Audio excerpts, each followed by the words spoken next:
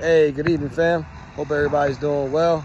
Right now I'm in the parking lot, but I had something that I wanted to share that was on my head and in my heart.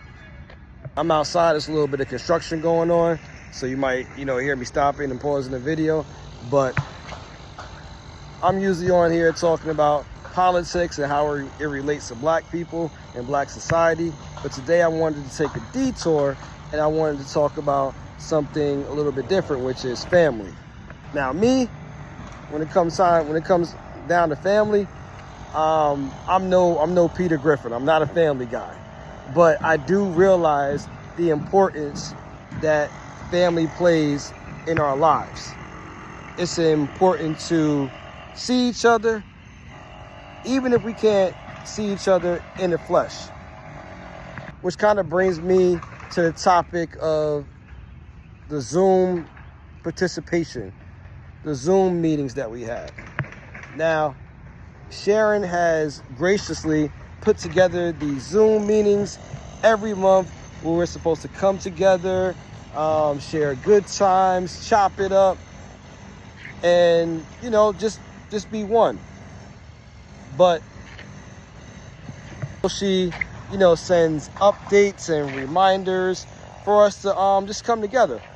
And she plays a huge role in us really, being whole when we're all scattered around at different places in different spaces. And I personally feel, like I think a lot of other people feel, that her work is crucial when it comes down to, keeping our family structure together. Now, I sit back in the cut and I hear everyone talking about how family is super important. Well, I feel that if family is super important, it should be a priority, and you should make it a priority to attend some of the Zoom meetings. Make a cameo, even if it's for like 2 or 3 minutes, but prioritize your time and your family like you do your job or going to church or anything else that you may do, or going to the gym, so our loved ones can feel our presence. Like, we only have the Zooms for about, one every month, if that. Let's make time for what's important. Now, me as a young Rashad, growing up, I grew up viewing Pat and Ray as the pillars of our family. Like, they always brought us together. We had African tea events, Thanksgiving events, New Year's celebrations. And I just saw how they were able to assemble and, unite our family. I also remember Hazel and Pinky and Donnie bringing us together for events as well. Our elders did an excellent job of laying the foundation and, creating the blueprint so we can follow their lead. But their work is done. Like, what should happen, or what should have happened, was that the baton that they had when they laid out the blueprint, the baton that they had should have been passed to the next up. And we should have grabbed it. And when I say you're next up, I mean the Rashads, myself, the Samaj, the Ahmeds. We should have took that baton and we should have ran with it and continued on the tradition amongst our family, even though we're scattered around. Now, I reference the men because, I take responsibility, and I feel like, as a man, I'm a leader.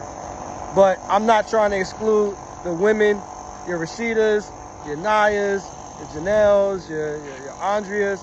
We all play a role in grabbing that baton and running with it. Point is that the elders shouldn't be doing anything.